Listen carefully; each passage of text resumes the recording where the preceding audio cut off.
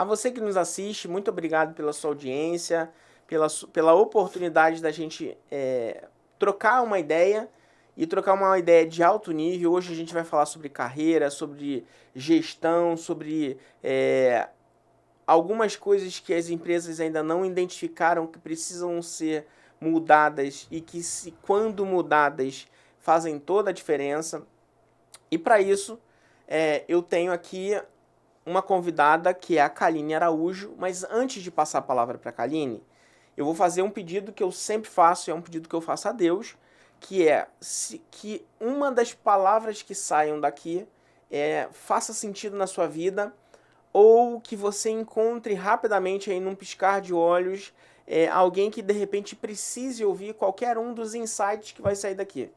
Vão sair vários insights, vão sair várias experiências que eu tenho certeza que vai fazer sentido para a sua vida de alguma forma e para a vida de alguma pessoa que você conhece. Então, já curte aqui, já deixa o seu like, compartilha, se inscreve no canal e bora conversar. Bom, tá aqui comigo a Kaline Araújo, que ela tem uma bio que ela fala o seguinte, que ela guia empresários a implementar equipes de resultados, aumentar a eficiência e lucrar mais.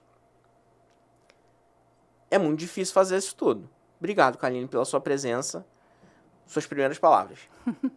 Eu que agradeço, obrigada pelo convite, é um prazer estar aqui no Didático Cast, falar sobre o que eu faço e, assim como você soube um pouco, já conversou sobre isso, sobre a tua proposta aqui do podcast, do Didático Cast, tem propósito, eu sigo também essa linha, é um desafio, né? Mas, porém, eu trabalho com esse propósito, né? De levar a consciência dos empresários à força, que é quando a gente tem uma cultura clara dentro de uma companhia.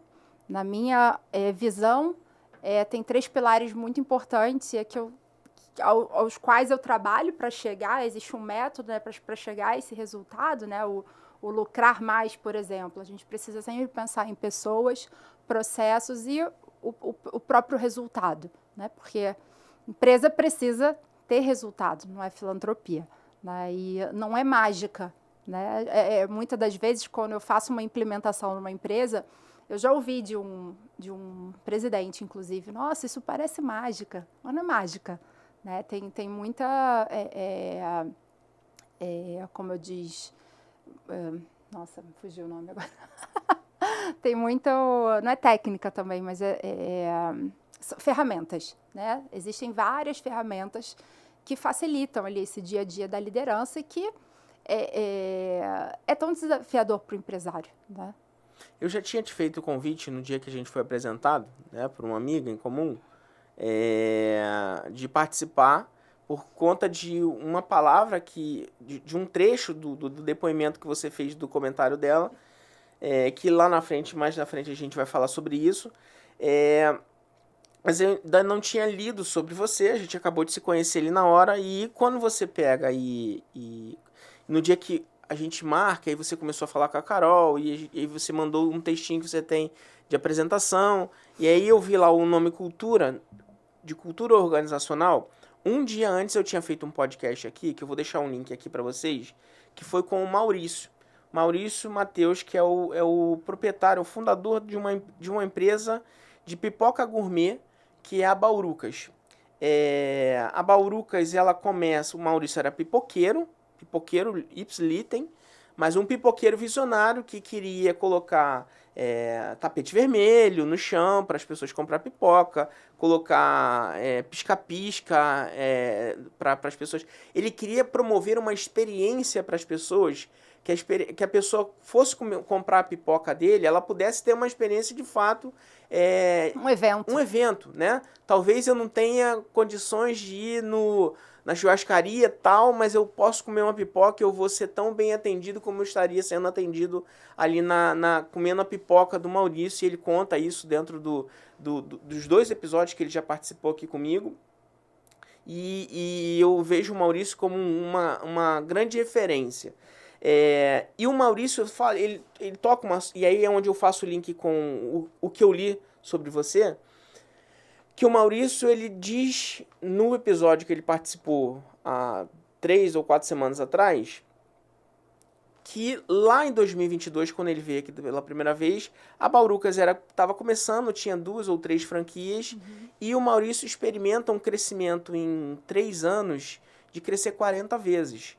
Então hoje a Baurucas está em todos os shoppings, ela acaba de fechar uma parceria com uma empresa multinacional, que é a Nestlé. Ele vai embalar a pipoca junto com um produto da robustez e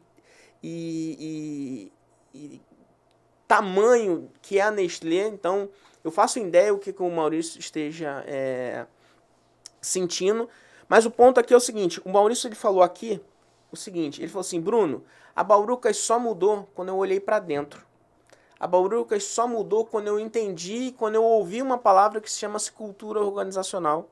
Eu olhei para dentro, fiz uma reflexão interna, consegui, procurei, estudei sobre, contratei os profissionais adequados para poder pegar e mudar.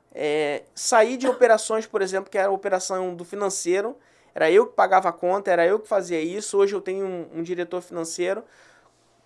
Coisas que quando você conversa com um microempresário, ou com uma empresa que esteja começando, ou até tenha uma estatura média, as pessoas não querem ter essa mudança de cultura dentro da empresa. Porque é a mudança de cultura.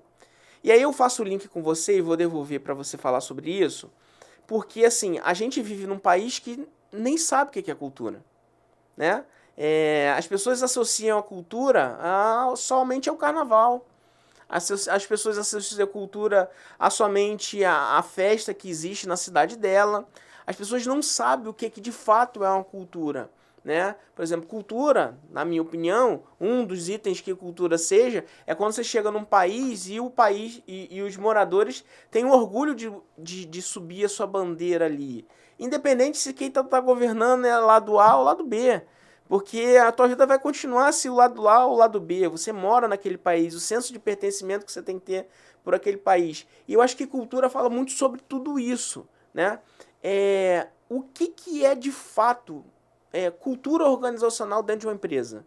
O que é esse ecossistema de coisas que encapsulado talvez dentro de uma palavra, né? 2 palavrinhas. Bruno, excelente pergunta e, assim, diante da minha experiência, eu resumo que cultura organizacional é o jeito de ser da empresa. O que pode e o que não pode. Quais são as regras? Porque quando a gente fala de cultura, estamos falando de comportamento, né?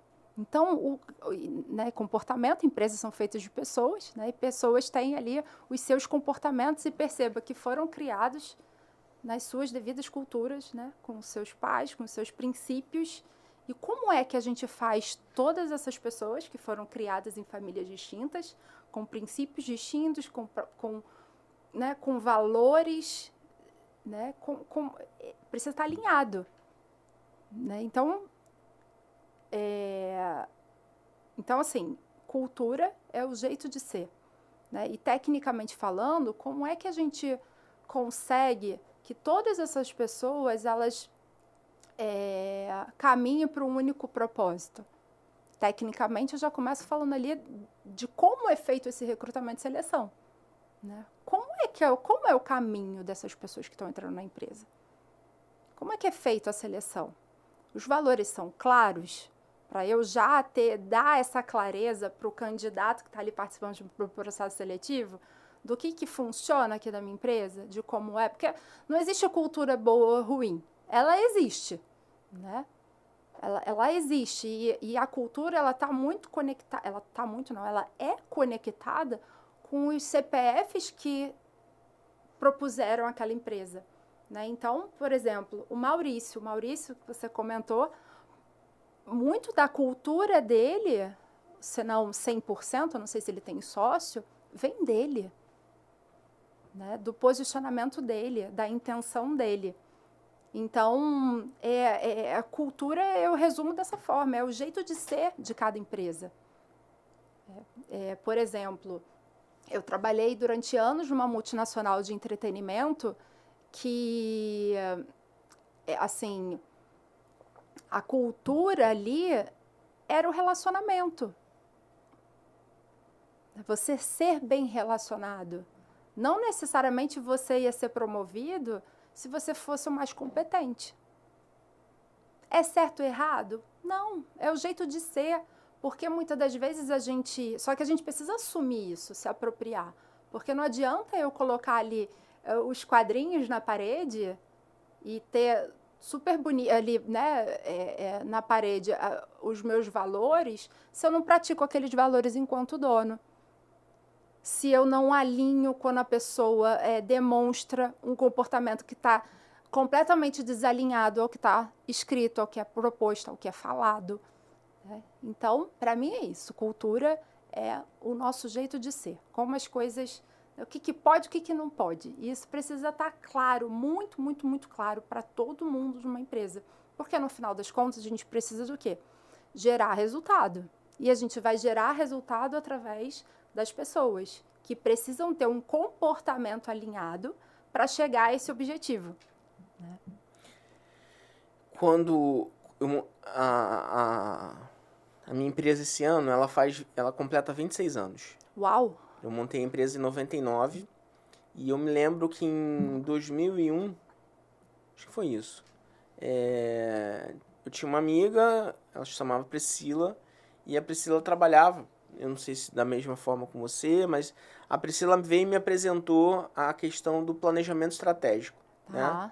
E aí ela chegou para mim e falou assim, Bruno, você faz tantas coisas e você sempre está procurando buscar fazer uma coisa ou outra, isso é muito bom, mas se você não organizar essas ideias, né, se você não colocar todas essas habilidades ou supostas habilidades, às vezes não habilidades técnicas, mas habilidades relacionais. Então, eu não preciso desenvolver um software para vender o software para uma empresa.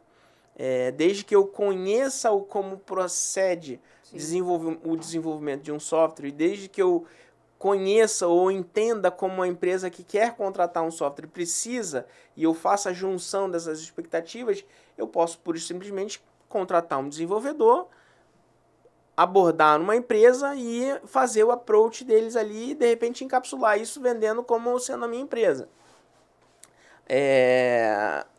Isso há 24 anos atrás, 23 anos atrás, isso se entendia de uma forma, o mundo já era globalizado, mas não interconectado com a velocidade que ele é hoje. Então, hoje em dia faz muito mais sentido e é muito mais rápido. A gente tem várias pessoas, vários especialistas em diversos negócios que nunca tocaram na profissão que eles estão vendendo ali, né? Várias pessoas que vendem um curso que nunca participaram de um curso. É bem complexo isso. Mas eu me lembro que a primeira coisa que eu falei com a Priscila na época, ela falou assim, Priscila, como que eu vou parar? Porque ela tinha me pedido, se eu não me engano, 2 ou 3 dias na época, para que a gente pudesse colocar... Eu não sei se a gente tinha, acho que uns 10 colaboradores na empresa, que a gente parasse e a gente ia fazer todo aquele processo ali do planejamento estratégico, de definição do que é o que é o valor, o que é a missão, quais são os pontos fortes, os pontos fracos.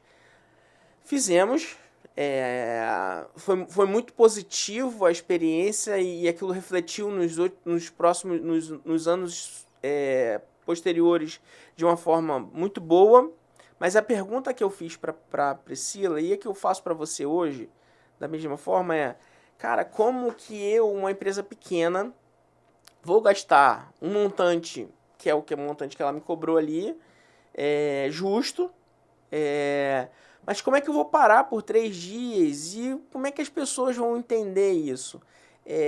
Qual é a maior dificuldade que você vê hoje atuando, da forma como você atua,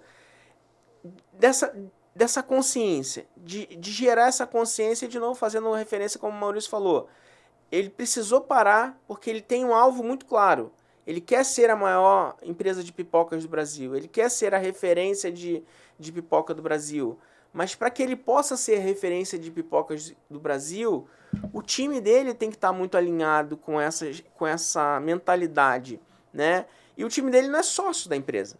O time dele é time. que hoje pode estar aqui, amanhã ele pode não querer mais que um daqueles colaboradores estejam ali, ou os próprios colaboradores podem não querer mais participar daquela organização. Mas a organização ela é superior ao CPF. Apesar de ter ali o DNA do fundador, como se dá o processo de entendimento que eu preciso, né? E aí eu me colocar numa primeira pessoa, que eu aqui enquanto estúdio ou enquanto agência preciso de ter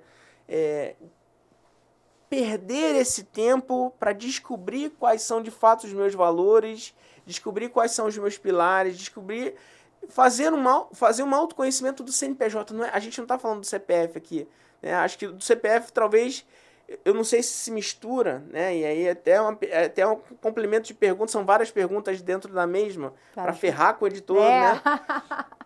Mas, porque eu acho que é um entendimento que eu pelo menos não consigo separar em caixinhas. Como que eu, CPF, entendo que o meu CNPJ precisa de fazer uma imersão de autoconhecimento para encontrar a tal cultura? Não, maravilhoso. Bom, o primeiro desafio ali na consultoria ou mentoria, que são, né, é o que eu proponho ali para o empresário. E qual a diferença, né? A consultoria eu estou falando de uma implementação, a mentoria eu guio, né? São as verdades absolutas. É o primeiro grande desafio, né? O empresário ele tem verdades absolutas que são difíceis de serem desmembradas para que ele consiga ter uma percepção por um outro olhar. Como, por exemplo, que ele precisa dar conta de tudo. Que ele, por exemplo, não pode se ausentar da operação 2 dias, 3 dias que seja.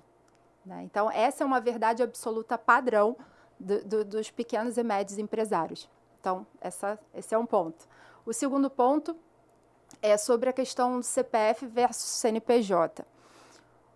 O que eu entendi, tá? E isso eu entendi, hoje é muito falado, muito disseminado, mas eu venho de uma geração que não é bem assim. Eu venho de uma geração, e é o que eu acredito, é bem polêmico, tá? Eu não acredito em equilíbrio, eu acredito em desequilíbrio intencional. Eu vou explicar.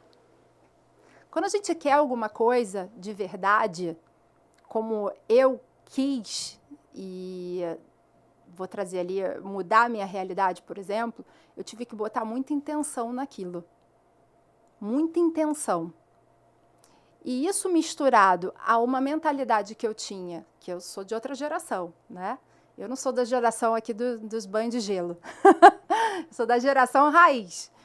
Não existia isso. Então, misturando a intenção com essa minha geração, né, que a minha geração é o quê? Do trabalho duro. Quanto mais você trabalha, mais resultado você vai ter. E hoje em dia não é bem assim. Né? Então, eu venho dessa geração. Então, eu entendi que, falando aí do CPF, né, não existe... Na verdade, eu preciso cuidar do meu CPF para ter um CNPJ forte. E aí eu falo, trazendo aqui a minha experiência, eu nessa trajetória engordei 25 quilos. Depois que virou CNPJ? Não, na minha trajetória de carreira. Porque eu trabalhava, eu fazia estágio e fazia faculdade. Ah, Kaline, mas você podia acordar 4 horas da manhã. Como? Poderia. Mas eu estava num contexto diferente. E aí isso tudo fala também, vai depender do contexto que você está. Eu vim de uma família que não tinha essa pegada. De repente, se eu fosse criada ali numa família de um empresário, porque se você bate um papo ali com os donos, por exemplo, ali Sonho Grande da Bembev, o Márcio Sucupira, esses caras grandes, os caras sempre acordaram 3 horas da manhã. Só que a Kaline lá atrás não tinha acesso a isso. Então, a Kaline achava que era trabalho, estudo, e isso ia me levar em algum lugar. E, de fato, me levou em algum lugar. Poderia ter feito diferente? Poderia.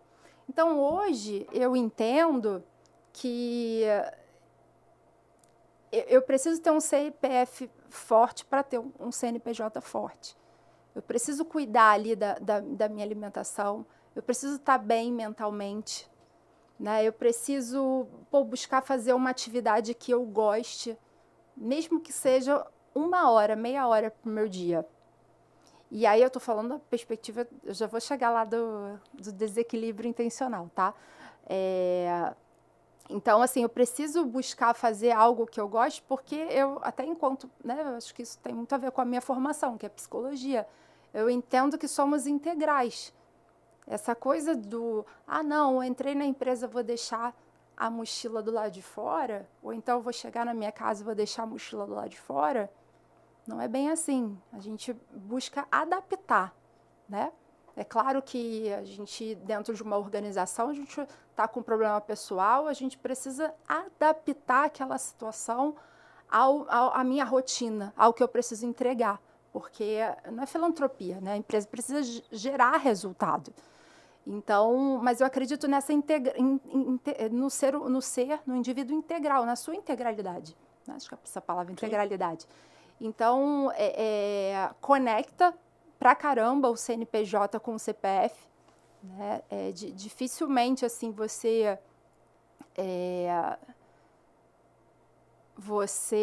vai ter um CNPJ fraco com um CPF forte. Né? E aí eu estou falando do mental, do físico, do espiritual, né? Como é que eu me conecto nessas diversas frentes que eu preciso buscar, né, enquanto ser humano, né? Porque a vida, e eu caí muito nisso, né? A vida não é só trabalho, né? Mas precisava fazer o que tinha que ser feito, né? E eu fiz. E aí li sobre o desequilíbrio intencional, é o seguinte, quando a gente quer alguma coisa, vou te dar um exemplo prático, tá? Eu trabalho numa imobiliária de alto padrão. E como é que funciona o processo seletivo lá? Eu sou super clara com a cultura da empresa. Ao passo do cara não querer trabalhar lá. A minha entrevista com ele é basicamente sendo muito clara de como funciona a cultura. Principalmente do que não é bom, mas é real. Então, eu levo clareza para ele desde o dia 1, desde o dia que ele participa. E aí, eu deixo ele refletir, a gente conversa, obviamente, eu dou espaço para ele falar, mas eu falo muito ali do que não é porque para você ser um consultor ali de alto padrão, você ter realmente grandes resultados, você precisa praticar esse desequilíbrio intencional. Você, durante um período de tempo, você vai precisar se dedicar 80% ao trabalho. Ou então não vai valer a pena. E aí, quando eu falo intencional, é que tudo precisa estar alinhado. É o que eu acredito, tá, Bruno? Uhum. Precisa estar alinhado em casa, precisa estar alinhado consigo mesmo. É jogar limpo. É jogar limpo e no determinado momento de vida. Existe um método das 12 semanas, é um método, eu esqueci agora o nome dele, é um método americano, que ele fala dos sprints de 12 semanas. Que é a capacidade de você ter ali um desequilíbrio intencional em prol de um objetivo. Entende? Então, assim, essa questão ali de equilibrar todos os pratinhos é muito complicado. Eu não acredito nisso. Não dá para você ser você é pai, não dá para você ser um pai exemplar, super presente, ainda tocar uma empresa. Eu não consigo, assim, eu não convivo, eu não consigo ter acesso a isso. Não estou dizendo que você tem que ser um pai ruim, mas assim, se você está setado para o crescimento da sua empresa, você vai precisar dedicar mais energia, e a nossa energia é finita, a gente não pode se enganar também. A nossa energia é finita.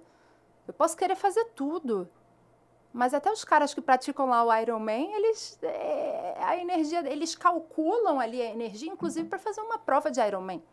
Não é assim, eu vou dar um sprint na natação, depois vou dar...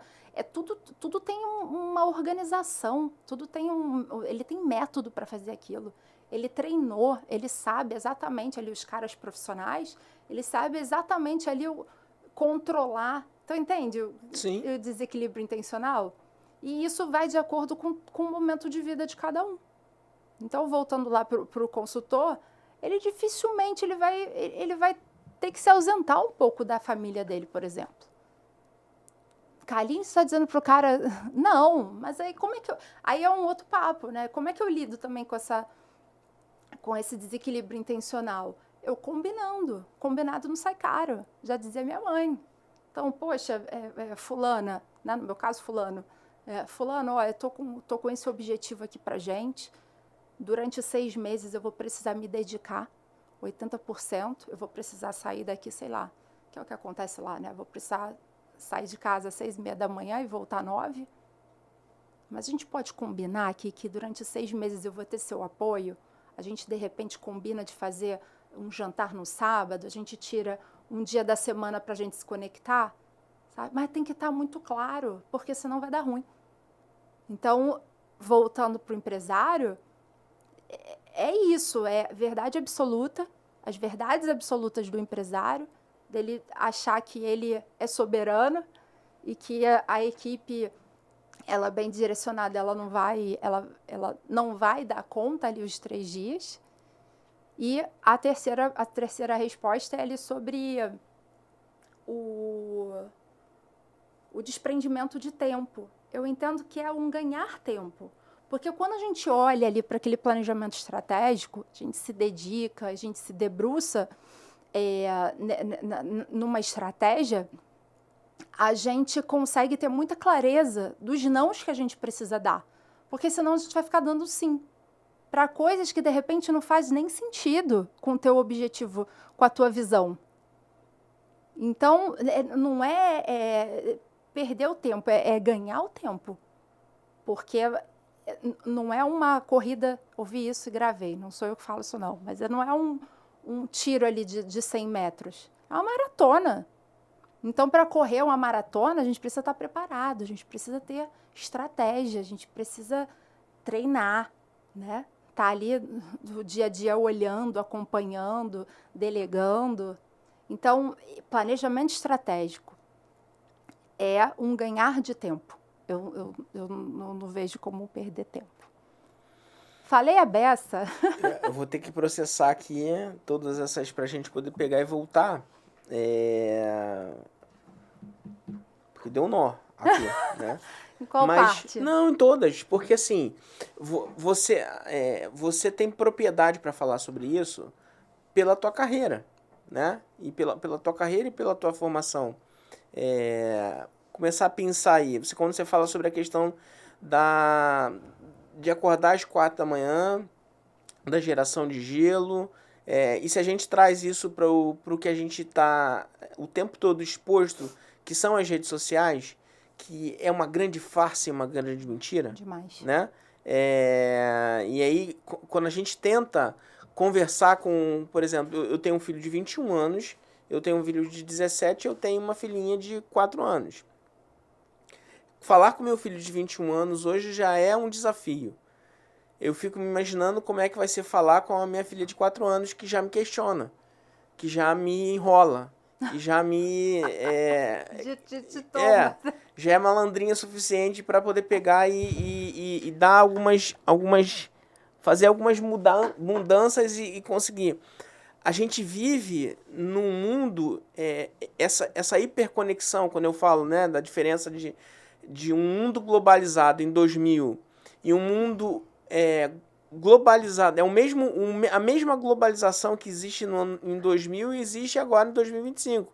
25 anos depois, a globalização é a mesma. É a capacidade de eu poder fazer negócio com a China agora. É a capacidade de eu pegar e poder deixar o meu dinheiro, ao invés de deixar no Brasil, deixar meu dinheiro na Suíça. Sim. A globalização é isso. Agora, os elementos que a globalização traz, e eu acho que o mais nocivo de todos, que é as redes sociais, que ela é muito favorável para que a gente possa... Ela é muito útil para que a gente possa apresentar os nossos produtos, para que a gente possa se relacionar também, para que a gente possa ter momentos... Mas eu acho que o desequilíbrio ali é total. Eu sou super a favor de, hoje em dia, já tive algumas conversas aqui sobre isso, sobre a questão da regulação. Eu acho que está demorando muito a regulação das redes. Mas a gente não tem nem base para regular as redes. E eu tô fazendo esses paralelos aqui para puxar quando você fala sobre essa questão. Assim, a gente está tão super exposto que o bom profissional é o profissional que acorda às 4 da manhã e que vai tomar um banho de gelo, vai ficar ali meia hora, 40 minutos dentro de uma banheira com gelo. Depois ele vai sair e ele vai seguir uma vida que ninguém sabe que vida que é essa, né? Porque não se divulga, até porque eu não vou... Ninguém vai divulgar as particularidades. O que as pessoas vendem não são metodologias. As pessoas vendem lifestyle. Lifestyle, né? As pessoas vendem um modelo de... Ele acorda às 4 horas da manhã, ele vai para a banheira de gelo, ele faz um café da manhã com a mesa farta, ele vai para um almoço, depois ele está numa reunião, depois ele vai estar em outra reunião, ele termina o dia com um buquê de rosas na frente da mulher dele e ele consegue vender isso por uma super exposição, porque a gente vê isso a cada duas roladas de tela que você dá, você vai ver alguém falando sobre isso. É o carro, é a Porsche, é o carro que você vai ter.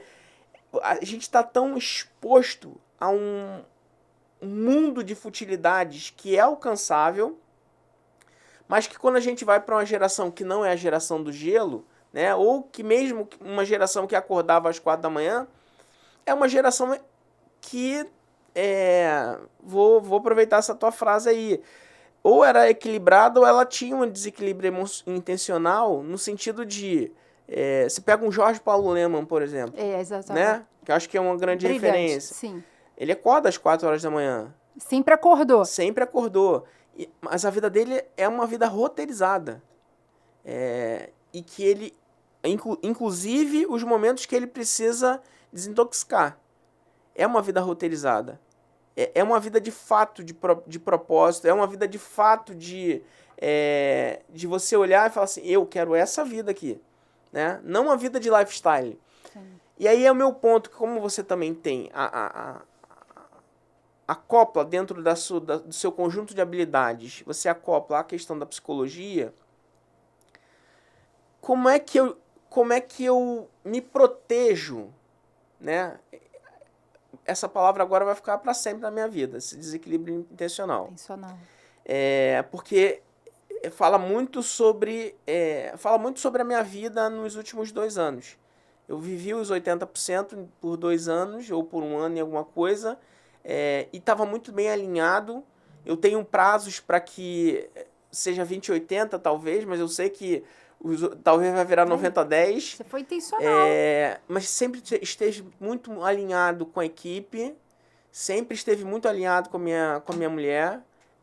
Olha, óbvio que existem os pontos ali que se arranha e descarrilha tudo, né? O trem descarrilha.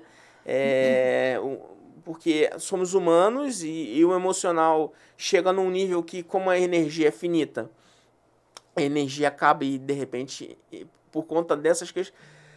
Mas de que forma que, dentro de todo esse desequilíbrio, que a gente possa encontrar um equilíbrio? A verdade é a verdade absoluta que vai, dentro de um desequilíbrio, talvez trazer um trilho, uma trilha, uma linha de trem, uma ponte a ser seguida. Não sei se você conseguiu captar o que eu estou falando, mas assim, dentro de todo esse desequilíbrio que você passou e dentro do que eu estou falando aqui, né,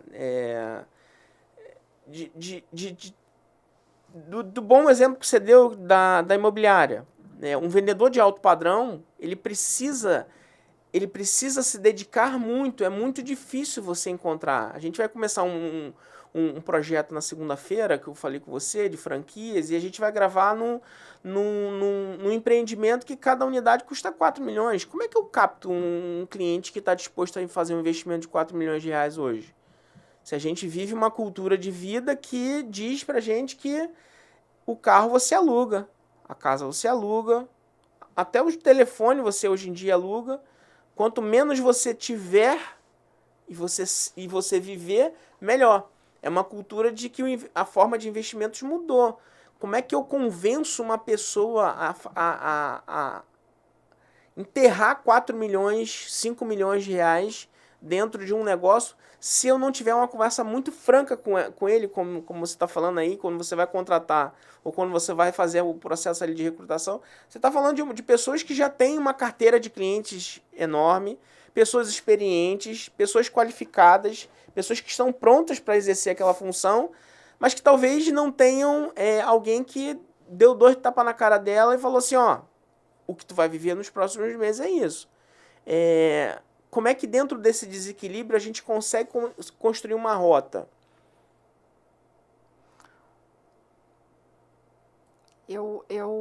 No que eu acredito, Bruno? A rota, o plano, ela tem ali como base, vê se eu vou te responder, tá? De acordo com o que eu entendi. A rota, ela precisa ter um pano de fundo ali de cultura muito, muito forte. Voltamos na cultura. Não sei se é sobre isso que você está... Pode ser, então, seguindo então essa linha, já para puxar até pro teu gancho. Então, no final das contas, a cultura que rege o CNPJ é o que vai sempre vai ser soberano. Sim. Não adianta...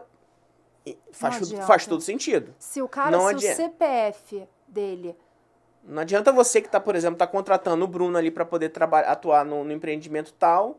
conseguir me convencer a me doar 80% se o CPF do Lucas, que é o fundador do negócio, não se dedica a 80%. Não adianta. Não vai dar certo. Então, no final das contas, tudo se resume à cultura. Sim.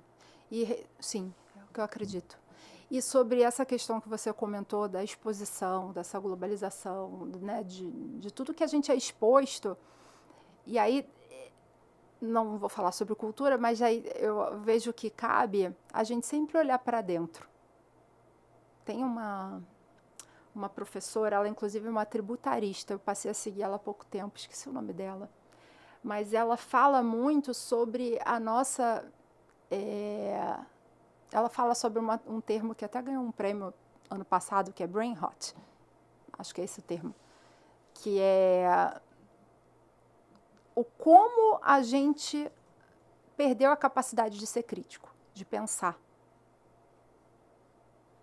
E assim como cultura, a gente tem que olhar para dentro, eu também entendo que a gente, enquanto ser humano, a gente precisa olhar para dentro e ser crítico ali com relação ao que a gente está consumindo.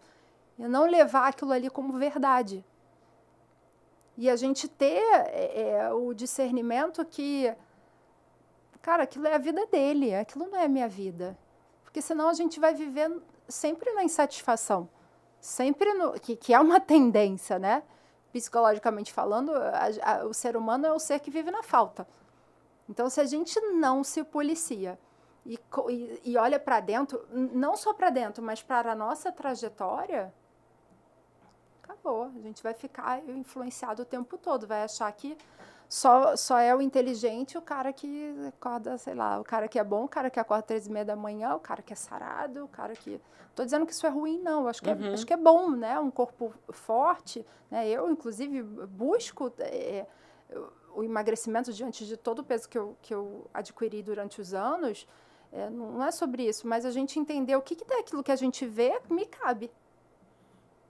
A minha vida é diferente, a minha cultura onde eu fui criado é diferente.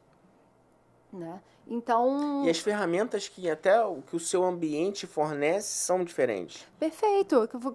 E olha que interessante que você deu o exemplo do Jorge Paulo Lemann.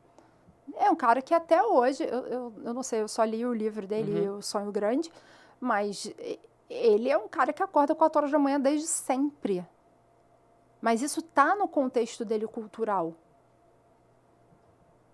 Né? Então, para ele, talvez... Vamos supor, ele mais jovem e potencial candidato à imobiliária. Ele não ia sofrer tanto, porque isso já está no contexto dele. Ele já está mais alinhado à cultura, por exemplo. E para ele não vai ser um desequilíbrio intencional isso. Isso já faz parte da rotina dele, porque ele é tão organizado que ele consegue. Agora, dizer que a pessoa sai do 0 para 80% sem ter um desequilíbrio, eu não conheço.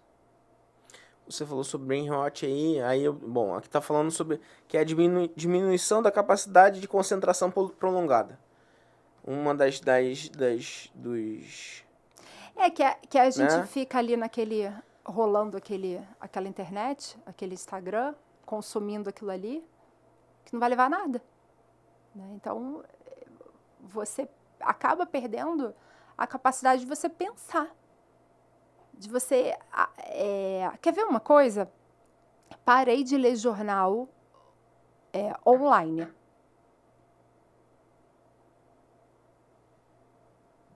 Excelente. Não estou dizendo que é super certo, não, mas é uma forma de eu sair dessa... Porque isso aqui tem a nossa vida. Sim. Então, ao passo que eu estou me conectando com alguma notícia, eu sou automaticamente contactado com notícias parecidas e super influenciável. Te contamina, te prejudica, porque há 20 anos atrás a gente vivia num tempo que eu consumia notícia de hoje e amanhã. Exatamente. Ou então, em melhor das hipóteses, se desse tempo para jogar na pauta do Jornal Nacional. Exatamente. Né? E a nossa vida era melhor. A nossa vida era melhor. Talvez a gente não tenha o imediatismo do Waze, que avisa que ali tem um perigo ali na frente, mas a gente seguia uma rota de um mapa que não nos colocava, por conta desse imediatismo que explode a qualquer minuto ou a qualquer segundo em qualquer lugar. A gente sempre ia, se a gente precisa chegar a um destino, a gente não entrava em lugares que sabíamos que eram comprometedores. Sim. Ou que poderiam prejudicar, talvez, a nossa rota. Mas eu acho que assim, a gente está dentro do mesmo assunto, pelo menos dentro do meu contexto de visualização, fazendo a alusão que você falou sobre a questão, quando você avalia a vida é uma maratona. Sim. Se eu fizer... pensar essa palavra aqui, que de diminuir a capacidade de concentração prolongada, é diminuir o peso que a minha jornada bem-sucedida tá na minha vida toda, seria trazer eu, de novo, vou focando nessa questão que você falou do desequilíbrio, de um sprint de 12 meses, de um período de 12 meses, a gente trabalhar firme, trabalhar 80%, se dedicar, se doar, de dedicar ao máximo para que um projeto, para que um objetivo se alcance. 12 meses é um ponto de referência, pode ser 1 ano, pode ser 2 anos, pode ser 5 anos, enfim. Aí é o tempo que cada um vai ter para o seu projeto, mas dentro de um determinado tempo, você se dedica ao máximo para aquilo seja alcançado. Sim. Se você alcança o êxito, você continua, ou você colhe os frutos desse tempo que você semeou por aquilo, e se juntaria a uma capacidade de, em não tendo êxito, saber que talvez seja a hora de parar ou recalcular a rota? Com certeza. Eu quero trazer aqui uma frase que não é minha, eu li e é bem interessante. É o seguinte: entre o mapa e o terreno, eu fico com o terreno. E aí fala sobre isso que você perguntou. E o que é o mapa? É a estratégia, é o plano. Se ele não deu certo, eu fico com o meu terreno e mudo a rota. Né? Agora, concordo com o que você falou, sim. Eu acredito muito nesse caminho de ser ali intencional diante de um objetivo. Mas mais do que recalcular a rota, é a gente aprender com o que foi feito. Porque dificilmente eu desconheço, diante da minha experiência de 17 anos trabalhando com pessoas e com negócio, dificilmente, se a gente faz esse movimento e tem muita clareza sobre onde a gente quer chegar, a gente não vai atingir um resultado. Dificilmente. Eu desconheço. Porque você coloca toda essa energia ali em prol de alguma coisa. E tudo que a gente dá atenção, ele faz o quê? Ele cresce. Né? Então, eu quero... Pode prestar atenção. Eu começo a falar sobre os teus desejos. Né? Eu quero... Não quero mais, por exemplo, morar de aluguel, quero comprar uma casa. Começa a comentar sobre isso com as pessoas. Bota intenção nisso. Ou talvez até consigo mesmo, né? Ou consigo mesmo. Ontem eu não me lembro onde eu ouvi, mas parece que existe uma teoria por detrás. Fala sozinho em voz alta. É que você está levando para o seu cérebro, né? Para o seu cérebro. E o que a gente fala, ele é reforçado a todo tempo. E aí, não é um papo religioso, mas inclusive a Bíblia diz, né, que a gente precisa ter cuidado com o que a gente fala. A palavra tem força. Por que ela tem força? Porque ao passo que eu estou aqui falando para você, eu estou reforçando valores meus, valorizando o que eu acredito.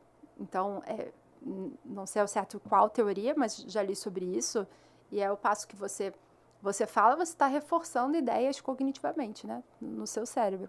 Então, assim, busca começar a comentar. Aí as pessoas começam as coisas começam a acontecer. Né? Então, é isso. Então, eu dificilmente desconheço, tá, pessoas que fazem esse movimento, não têm resultado. Dificilmente vejo pessoas que têm intenção e não têm resultado. Ah, beleza, não tive o resultado. O que eu faço? Faz um REX, retorno de experiência. Olha o que foi feito. Mas também não posso me enganar. É igual assim, ó. Eu falo muito, eu faço essa analogia porque eu vivo isso.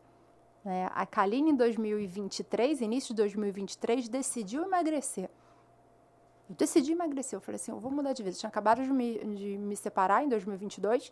Então, início, tá ali, finalzinho de 22, virando 23, falei assim, eu vou emagrecer. Entrei em triatlo, comecei a correr, comecei a fazer um monte de coisa. De fato, reinseri o esporte na minha vida. Mas o meu tendão de Aquiles é o quê? A alimentação.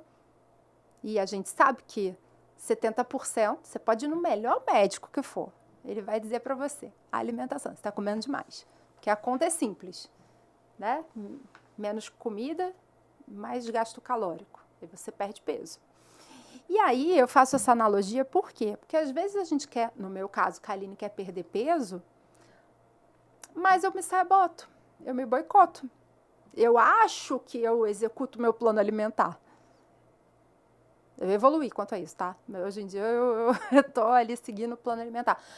Mas a gente tá em 2025. Eu comecei isso em 23, 2 anos. Se eu tivesse seguido ali o protocolo, o plano alimentar, eu já teria emagrecido tudo que eu quero.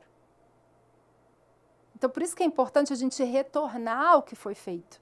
Porque um grande desafio também com o empresário é que ele não faz o que precisa ser feito. E aí passam os 3 meses, pô, não deu certo. Não, mas peraí, você fez o combinado? Quais foram os combinados? Isso aqui foi seguido? Entende? E é igual a Kaline.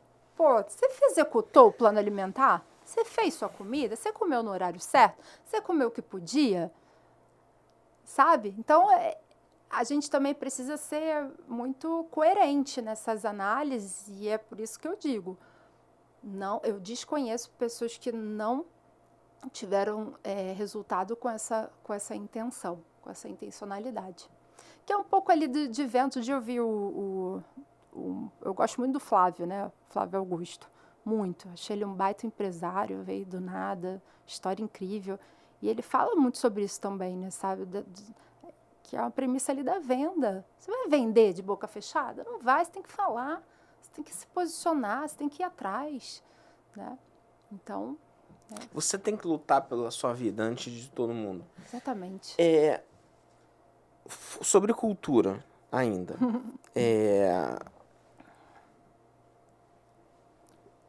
Como eu descubro que... É a questão do óbvio que precisa ser falado, claro, né? E sim. trazer bem para a questão lúdica. Qual o momento que a empresa ela precisa fazer esse processo de autoconhecimento? E aí a pergunta, tem como desassociar o processo de se revelar a cultura organizacional da empresa sem o processo de planejamento estratégico?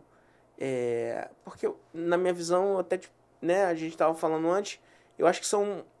Quem vem primeiro aí? eu preciso primeiro ter um planejamento estratégico para que aí eu consiga revelar a minha cultura, organização, ou revelar, fincar e estabelecer um processo de cultura organizacional, ou eu preciso descobrir fazer o processo de descoberta de cultura, que eu também não faço ideia de como se faz, como se desdobra esse trabalho, por exemplo. Se eu tivesse que te contratar, por exemplo, para criar um processo de cultura organizacional aqui na empresa, como se daria esse processo? E aí a minha pergunta é nesse sentido. São dois elementos que eu, pelo menos até onde eu fui apresentado de ferramentas, né? É o planejamento estratégico que vem antes da cultura, ou a cultura que vem antes do planejamento, ou eles precisam ser desenvolvidos, ou eles deveriam ser desenvolvidos em conjunto? É assim, essa pergunta é muito interessante, né? Qual o momento? Marco zero. Pensei em ter uma empresa, o que eu espero dessa empresa?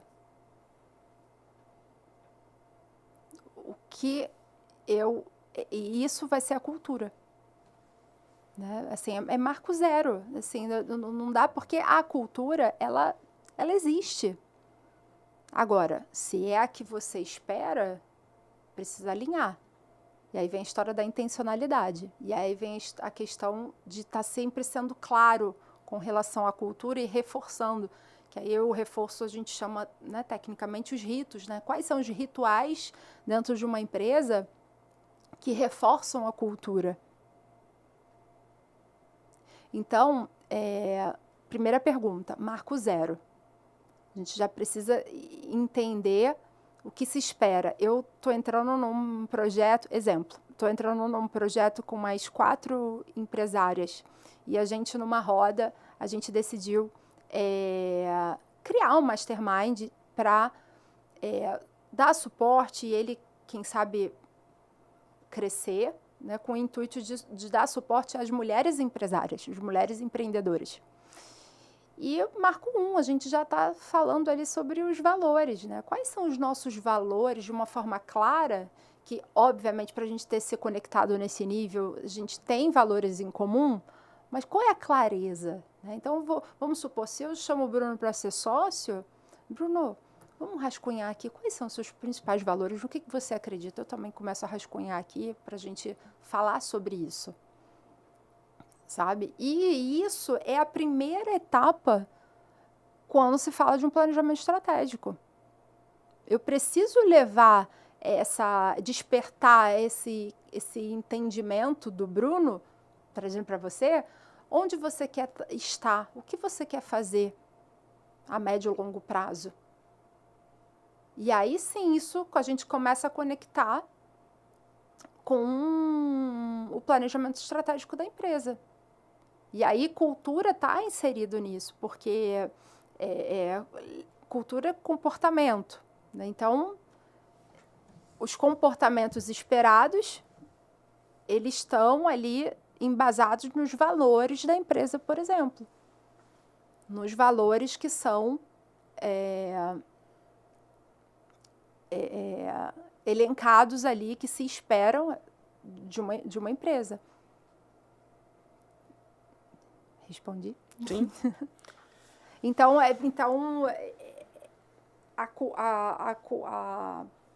a cultura,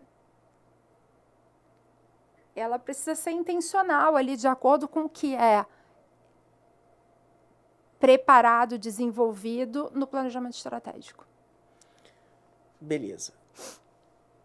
Eu acho que se a gente tivesse o que o Plano Nacional de Educação já definiu já há algum tempo, não sei se há 2 ou há um pouco mais de tempo, que era estabelecer no currículo básico a questão da educação financeira, né? A questão do empreendedorismo. E aí, quando a gente fala sobre empreendedorismo, a gente não está falando só, tipo, você é obrigado a ter o seu negócio. Não. A vida, a carreira de uma pessoa que opta em ser um colaborador, um servidor público ou um executivo por toda a vida, e existem diversas pessoas que são altos executivos durante toda a sua vida e nunca se despertaram ou têm até quase que uma ojeriza a desenvolver o seu próprio CNPJ, desenvolver seu próprio negócio, porque estão cobertos por uma segurança de um CNPJ protegê-los, né? E tudo bem. Tudo bem. Mas a cultura do empreendedorismo é uma cultura que deveria ser geral. Ela está diretamente ligada à educação financeira, né? Para que você possa ser um bom funcionário, você tem que ser um bom empreendedor. Você tem que pensar no melhor para a empresa, você tem que pensar no melhor para o organismo ali, tá? Se eu tenho minha rixa, eu vou deixar a mochila de lado, que pelo menos você cuide que você tenha empatia com o teu colega de trabalho que está do lado. Claro. Porque o seu bom desenvolvimento das suas tarefas vai contribuir para que o trabalho do seu colega de trabalho funcione da melhor forma possível. Sim. E aí, nesse sentido, é o que eu te pergunto sobre a questão, ainda na questão da cultura. A pessoa física também tem que ter a sua cultura muito bem estabelecida? O eu, Bruno, ou o eu, Kaline, enquanto trabalha para a empresa trabalha ou presta serviço ou presta consultoria para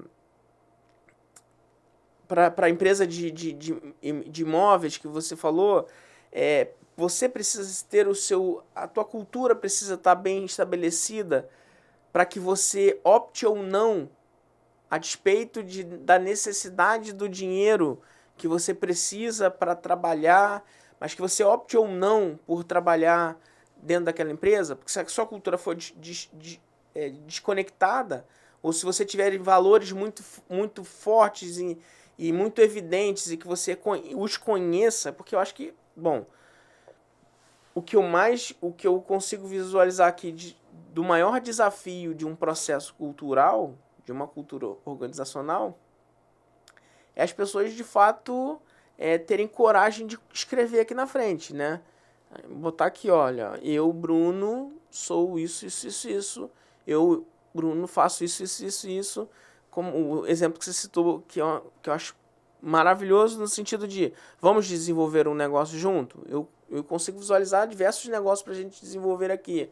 Agora, essa coragem antes da gente correr atrás do dinheiro, a gente estabelecer as regras onde cada um vai, onde cada um o que de fato cada um responder a pergunta quem eu sou e quem você é, para a gente ver se existe compatibilidade, para que aí sim a gente corra atrás do dinheiro. Porque talvez essa ideia de um bom negócio que surja numa conversa dessa, se esses valores não estiverem alinhados, a gente pode até alcançar o dinheiro, mas vai ser um problema muito maior, né? Então, eu acho que a cultura, ela talvez, dentro de uma linha de pensamento, ela precisa ser particular das pessoas, primeiro? Quando a gente fala de cultura, no início, né, assim, como eu coloco de uma forma bem simples, é o nosso jeito de ser, é a nossa forma de ser, inclusive quando o dono não está, né? É aí que é a cultura da tua empresa, é quando você não está. Porque quando você está, normalmente as pessoas querem fazer o que você gostaria que elas estivessem fazendo, né? Mas isso é um outro tópico, senão eu vou fugir da tua pergunta.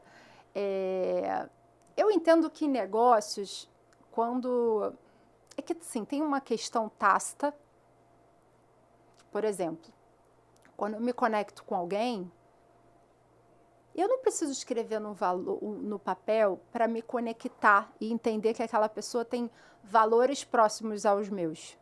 Mas em algum momento a gente precisa ter essa conversa para isso ser claro. Você mesmo comentou, o óbvio precisa ser dito. Inclusive, eu intermediei há pouco tempo uma empresa, né? Elas recém fizeram uma fusão e fui contratada para fazer o planejamento estratégico. Estou pausando assim, porque de fato foi uma situação um pouco delicada. E a primeira atividade foi essa, alinhamento.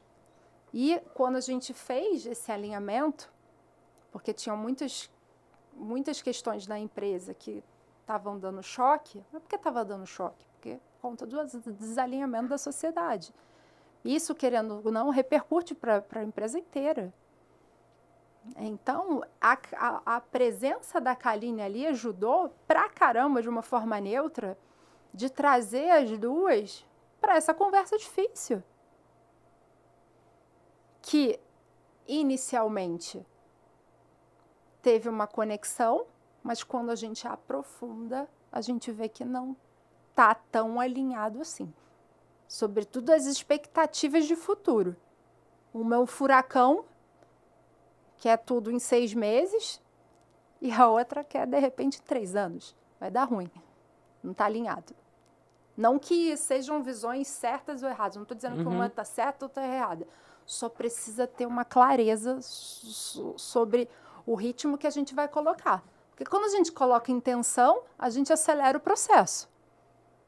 Intenção, se eu tenho meu plano, dentro desse plano eu sei o que tem que fazer, obviamente, e eu boto intenção, eu chego mais rápido. Então, isso... E a gente precisa ter a clareza que as pessoas percebem.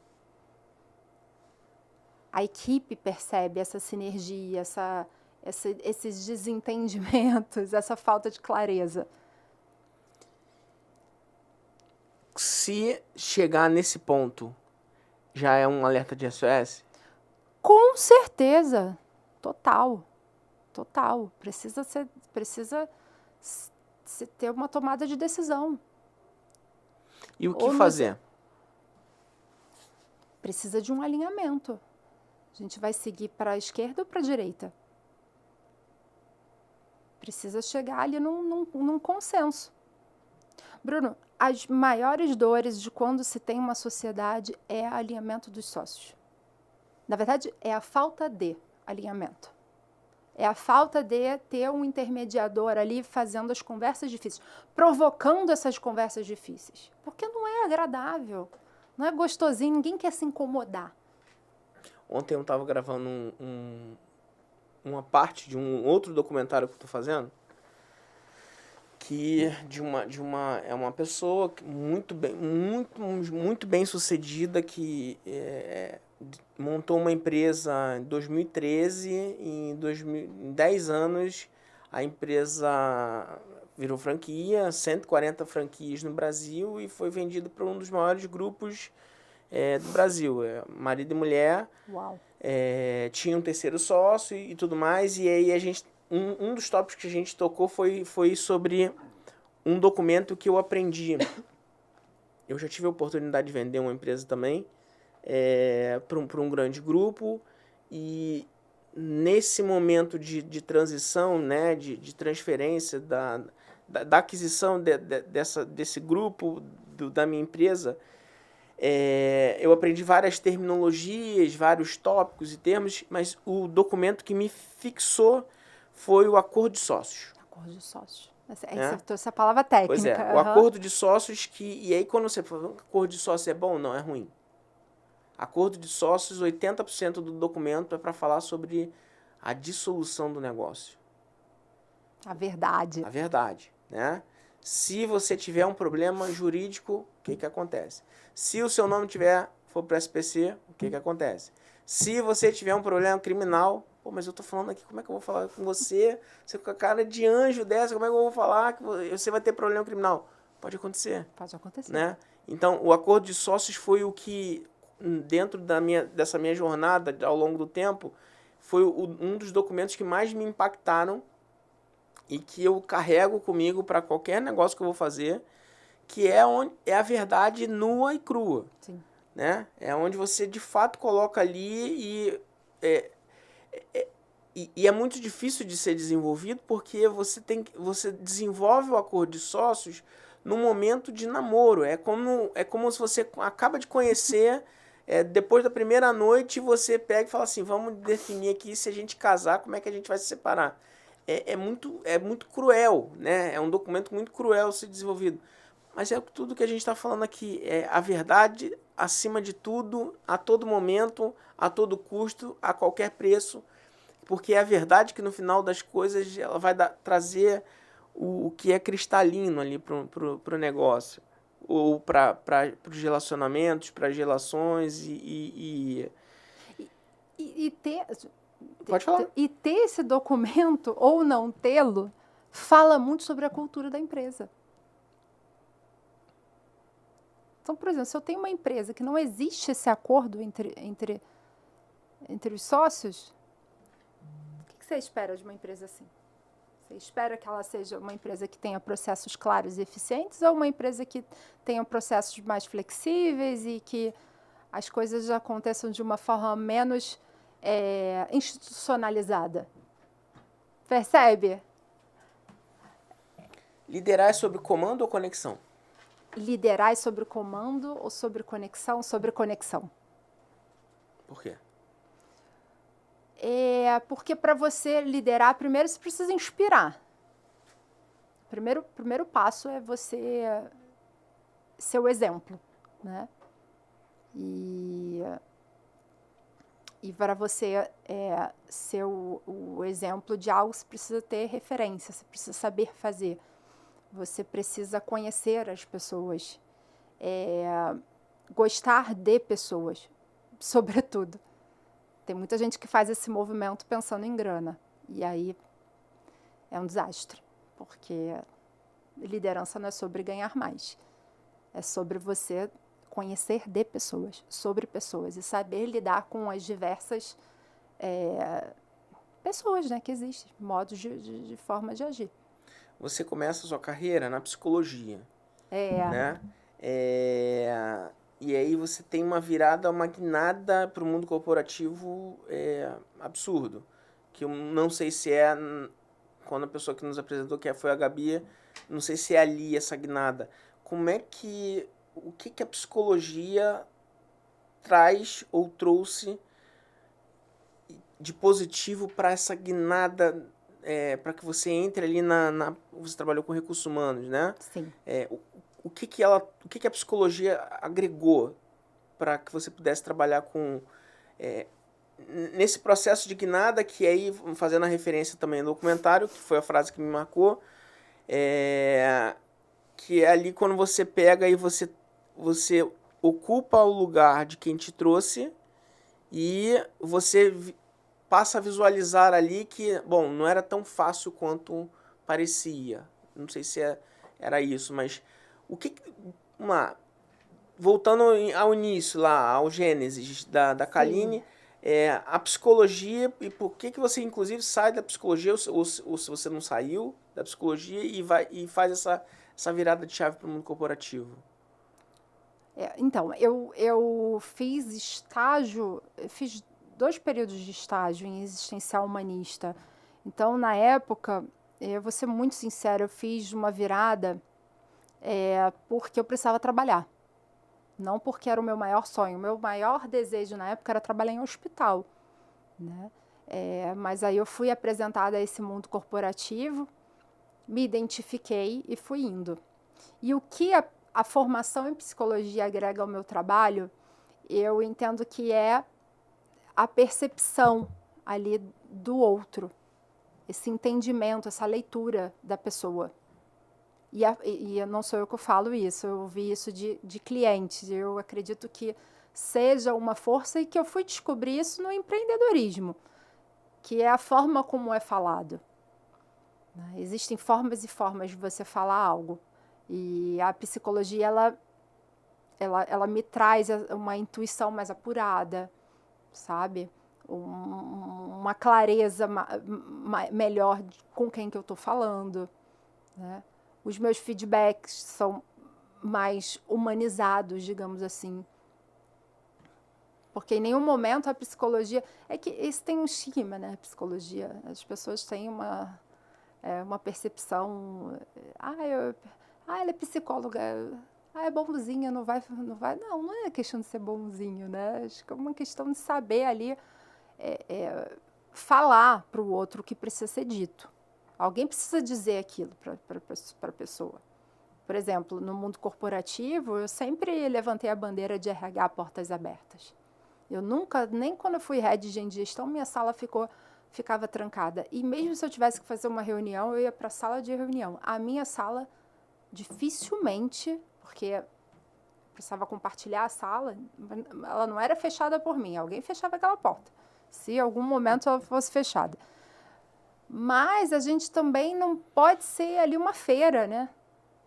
Senão fica um muro das lamentações. Não dá também. Né? Então, é um RH, sim, de portas abertas, mas, assim, com intenção, sabe? Estou aberto, quero te ouvir, como posso te ajudar? E a função do RH é trazer... Aí a gente está falando de grandes empresas, né? Que tem um RH. É a função do RH... Como lidar com esse... Porque aí eu acho que o desequilíbrio não funciona, né? Porque você lida com problemas o tempo todo, com desculpas o tempo todo, né? Eu acho que o pior, talvez seja o pior pro RH, é lidar com a quantidade, principalmente de uma grande empresa, é lidar com um número enorme de desculpas. Eu não pude trabalhar hoje por conta disso. Quantas mães que morrem, quantos pais que né? Como é que se equilibra isso? O que eu penso, o Bruno, é que um RH, para ele ser estratégico, ele precisa entender do negócio. E para ele entender do negócio, ele precisa entender que cultura rege aquela companhia. Eu também não posso assumir os problemas como se fossem meus. É da empresa. Né? Então, eu preciso acolher aquela informação e, sim, levar para quem for devido. E levar uma solução. Agora, o que vai ser feito com aquela informação se o responsável, né? Ali, por exemplo, como head de gestão, eu reportava ao presidente. Qual era o meu papel?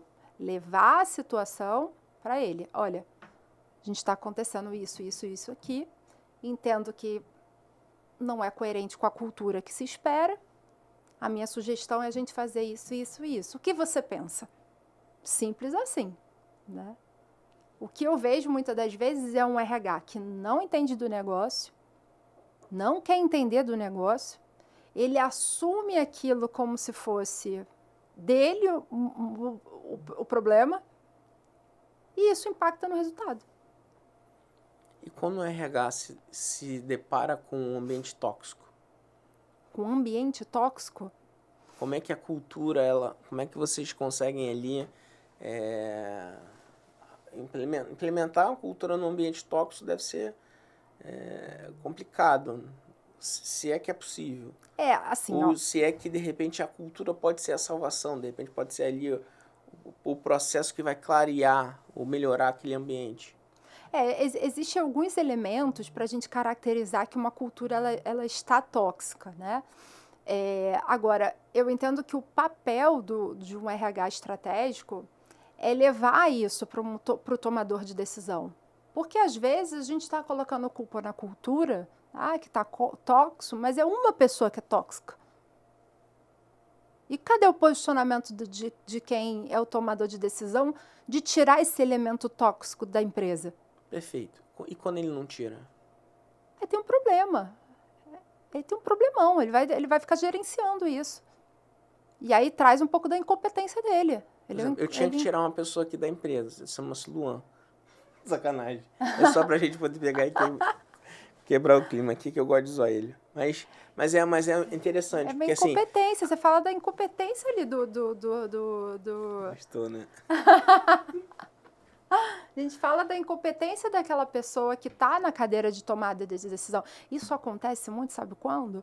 Quando a gente tem um cara que performa muito. O cara que performa muito, ele se acha. Normalmente, tá? Tô trazendo aqui diante do que você comentou do Toxo. Não, nem todos os profissionais que são muito bons são dessa forma. Mas há uma tendência, tá? E os empresários têm muita dificuldade de lidar com eles. Muita. E não conseguem ter a visão do quanto prejudicial é para uma empresa inteira. Uma empresa não pode ser refém de 101. Um time de futebol não é uma seleção porque tem um bom. Não pode, isso não existe. É todo mundo junto, é um time. É o conceito de time. Todo mundo com um objetivo bem definido e jogando para cima daquele objetivo. Agora, ficar refém de 101, complicadíssimo. Bem complicado. Como é que a gente faz para formar times criativos e comprometidos? Eu estou seguindo um roteiro aqui agora. Eu deveria talvez ter seguido desde o início. Times criativos. Criativos e comprometidos. Como criar times criativos e comprometidos? Bem, entendo que isso precisa ser uma premissa do recrutamento. Então, essas duas competências, elas precisam existir no processo de recrutamento e seleção. Então, dentro do recrutamento e seleção, eu preciso ter ou roleplay, ou perguntas por competência. E o que são perguntas por competência? São perguntas para o profissional que consiga que ele fale sobre experiências passadas dele, diante de, por exemplo, da criatividade. Então, uma pergunta competência para o Bruno. Como é que eu identifico criatividade? Se ele exerce essa competência, se ele em algum momento ele já exerceu essa competência de ser criativo, eu levo ele para o passado. O passado precede o presente. Óbvio, as pessoas mudam, as pessoas estudam, tem todo um contexto, uma análise que precisa ser feita. Mas a gente precisa provocar essas perguntas para a pessoa.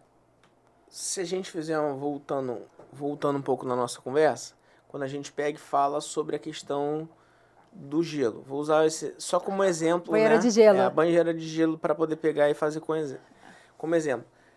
Tudo que a gente está falando aqui, ou talvez a maior parte, tirando ali a questão de identificação do planejamento estratégico, o desenvolvimento do planejamento, mas até isso, acho que não tem como desassociar. A gente está falando de elementos que, essencialmente, estão atrelados a empresas de grande porte, ou de médio porte para cima.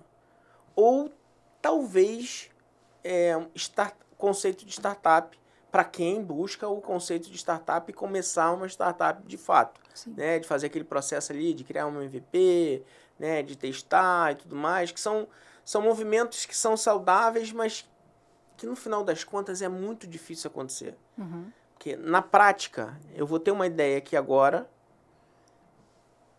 vou ligar para 3 possíveis clientes que me vêm na cabeça. Se 2 falarem para mim, ou se 1 falar para mim, ou até se nenhum falar para mim que não vou contratar, mas você não vai contratar por quê? Não vou contratar porque eu não tenho dinheiro agora. Beleza, eu pelo menos sou dessa forma. Explosivo no sentido de manda fazer o logo, a página no Instagram, vamos começar agora a divulgação. Executor, né? Executor. E eu acho que é o comportamento da maior parte das pessoas. Né? Ter um comportamento estratégico, tático, planejado, de mapear o terreno para que depois a gente possa construir os mapas, eu acho que é uma etapa depois. Dentro dessa linha de pensamento como que o RH é uma questão cultural. O RH também serve para pequenas empresas? O RH também deveria ser usado para pequenas empresas? Existem soluções? Várias perguntas ao mesmo tempo, de novo. Ele acaba com todas essas perguntas. Existem soluções para que uma empresa de pequeno porte, ou que está começando agora, possa aprender a contratar certo? Para dar menos cabeçada? Com certeza. Ele precisa entender de gestão.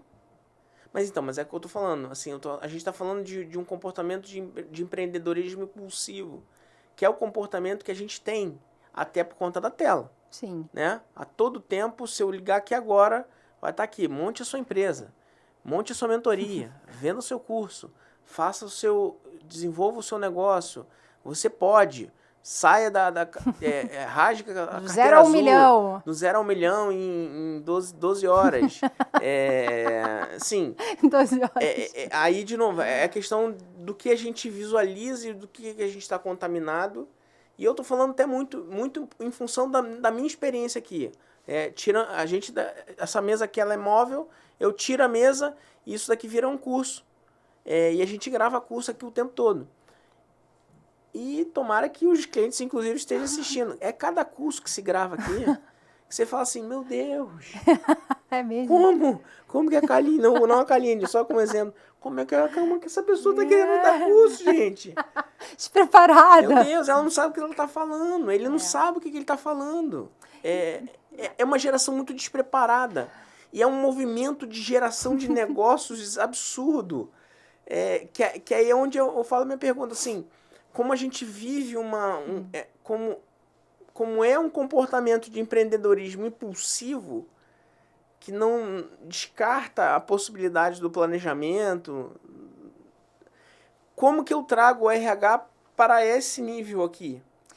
Assim, não vai conseguir, porque o pequeno, veja bem, não vai conseguir ter uma pessoa ou um RH específico, tá? Eu tô falando porque eu tô falando aí também de grana, né? Então, assim, uma pequena empresa, dificilmente ela vai conseguir bancar ali uma pessoa capacitada. Agora, se ela tem um investimento, eu assino embaixo, contrata pessoas sêniores.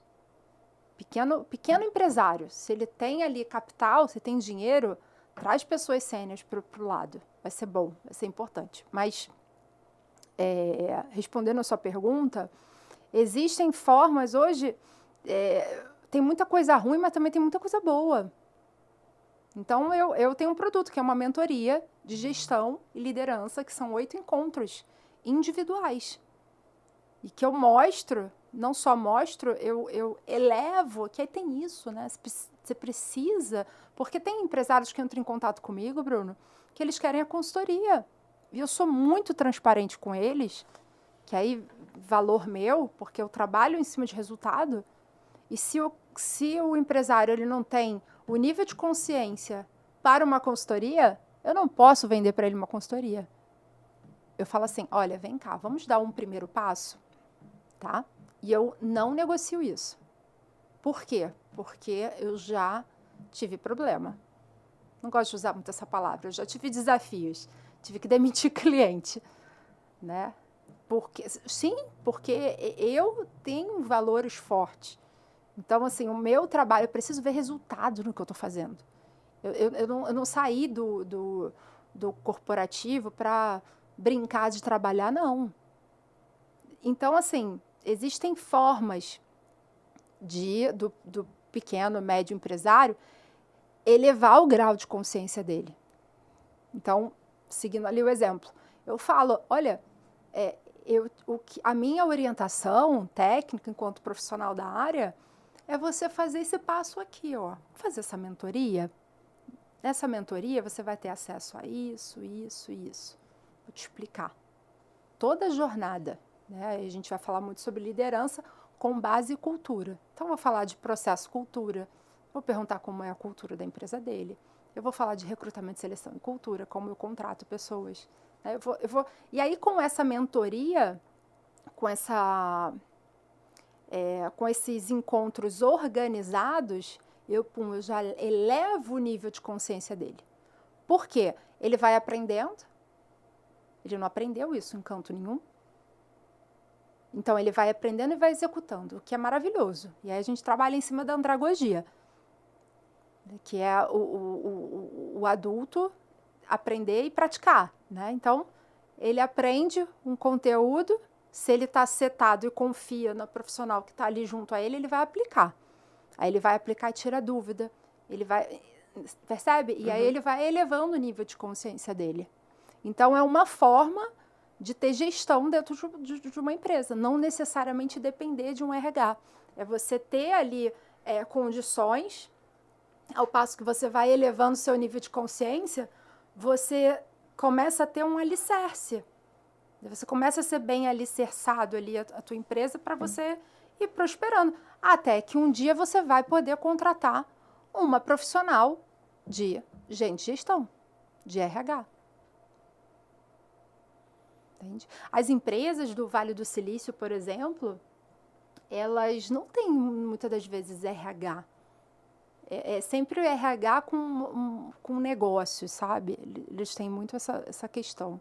E diferente aqui do Brasil, que entende-se quando fala de pessoas, isso é terceirizado para o RH, é muito errado isso, né? A gente não pode fazer isso, a gente tem que trabalhar a liderança. Né? Eu não posso ter ter que ter o RH para dar o feedback assertivo para uma pessoa. Não existe. Eu preciso ser um líder que sei conduzir um feedback. Porque qual é o objetivo do feedback? Mudança de comportamento. Ou eu só quero desabafar? O empresário tem essa mania. Pô, mas não estou criticando, não. Eu acho que é uma questão de conhecimento, porque ele é especialista no negócio dele. Né? Não dá para ele saber tudo. A Kaline sabe isso tudo porque eu estudei, eu trabalhei na área por anos. Né? O empresário, ele sabe muito do business dele. Então, enfim, contudo, nessa jornada ali da mentoria, ele começa a entender sobre coisas que ele nunca teve acesso. Ele começa a conectar e entender, por exemplo, que feedback... Por que eu dou feedback? Por que eu desprendo meia hora ali com uma pessoa para dar um feedback a ela? É para ela mudar o comportamento que vai repercutir diretamente no meu resultado. Não é para eu gritar, não é para eu prejudicar ninguém. Né? Não é uma crítica pessoal. Não é uma crítica pessoal. E isso tudo é cultura. É cultura, por exemplo, de se ter um feedback. Quer ver um exemplo? Quando a gente tem uma cultura pautada em transparência, ou qual a prática de feedback ela é muito bem feita dentro de uma empresa, ninguém fica desconfortável ao ser chamado para uma conversa. Mas ao passo que você não faz isso com constância, com rotina, isso acaba assustando as pessoas, porque é novo. Né? Então, ele vai ali elevando o grau de consciência dele no porquê existem essas ferramentas e que não é de RH, é de gestão, é de liderança, é algo em prol ali do resultado da companhia. Sim, no final das contas, a falta de conhecimento é sempre o mal de todos os problemas. É a falta de como... Bruno falando também, né? Eu me lembro do primeiro episódio que a gente teve aqui, ou do segundo, que eu trouxe um especialista em direito digital e a gente falou sobre marcas, né? E aí ele estava falando sobre a importância de marcas. Eu, por exemplo, tive um problema sério no passado, que eu montei um negócio, era uma empresa de boné e blusa, super hypada na época. Conseguimos colocar o Paulo Gustavo, na época que o Paulo Gustavo tinha um programa na Multishow que estava muito em voga na época, que é um programa cômico e tal, e a gente tinha um boné que era muito, muito, muito maneiro e tal, e a gente conseguiu que ele colocasse porque ele gostou, a gente deu uma coleção para ele inteira. Sim. E aí bombou o negócio. Beleza, botamos loja em shopping, eu tinha um sócio, tinha 2 sócios na verdade, o negócio bombou, e aí, tipo, 6 meses depois, a gente com estoque, sei lá, 400 mil reais de estoque, Caramba. Vem uma notificação de Brasília, de uma empresa que tinha registrado a marca. E a gente foi impedido, inclusive, de utilizar a marca ali. Tivemos que engolir o estoque, porque não podia nem vender. Ou então entregar para eles. Na decisão era isso, porque por conta da visibilidade que a gente conseguiu organicamente, a gente conseguiu isso. E aí o Alan Alan Turano, que estava na mesa. Eu fiz uma pergunta para o Alan com relação à advocacia, que é a pergunta até que eu faço para a gente já encaminhar já para um desfecho. Uhum. A forma como eu visualizo, e até assim, quando você pergunta o que é o Didático Cast, você fala sobre o quê? A gente fala sobre tudo, né? Sobre tudo que envolve Legal. o ecossistema ali do empreendedorismo como um todo, porque não adianta a gente falar só sobre negócios, a economia de hoje, o dólar tá tal, qual os melhores... Não, eu tenho que falar sobre gente. Exatamente. Como é que eu contrato pessoas? Como é que eu contrato uma empresa? Como é que eu escolho bons parceiros? Como é que eu me espelho no êxito do Maurício, ou do Instituto Gourmet, ou de qualquer outra empresa que já tivemos a oportunidade de conversar aqui? E aí a minha pergunta para o Alan, na época, foi: Alan, como que eu ensino as pessoas a conversarem com advogados nesse nível aqui? Porque quando você vai falar com um advogado, você já vai falar com medo, geralmente. Ou você vai falar porque você recebeu um processo, ou porque você precisa processar. Sim. É difícil você conversar com um advogado de forma pacífica, sem um problema estar em evidência, para que você até tenha... se antecipe a possíveis problemas. Como que eu converso com um advogado? Como fazer uma chamada com um advogado? Como eu escolher um advogado para me assessorar quando o problema veio? Aí é fácil, né? Porque eu busco um especialista, uma referência, uma indicação. Mas antes do problema vir, antes do problema acontecer, como eu converso? E a resposta do Alan foi, basicamente, em outras palavras, de um ponto de vista jurídico, foi o que você falou. É colocar... ser muito transparente, você apresentar os seus negócios, as suas vontades, aonde você quer ir, para que o advogado possa fazer, para que o advogado possa te conduzir ali, entender se você vai ter problema talvez criminal, ou se você vai ter problema civil, ou se o teu negócio ele é muito passível de problema trabalhista. Sim. E ele possa identificar se ele for um bom advogado, se ele tem aquelas habilidades, ou se ele dentro de um escritório consegue atuar dentro daquelas habilidades, porque cada negócio é um negócio. Sim. Né? Um negócio de terceirização de pessoal é um problema que, basicamente, o problema dele vai ser trabalhista. Exatamente, sim. Então eu preciso buscar e conversar, e eu preciso ser muito claro com o meu negócio, que eu estou terceirizando o talento de outras pessoas. Sim. Ou a mão de obra mecânica de outras pessoas. Precisa sempre da clareza. A clareza sempre precisa ser. Então, o que o Alan respondeu foi basicamente o que você respondeu. A clareza é acima de tudo. Né? A coragem de enfrentar a realidade, a coragem de aceitar a realidade, e aí, de repente, você vai ter que mudar a rota, de repente, você vai fazer isso. Exatamente. Esse rodeio todo para fazer...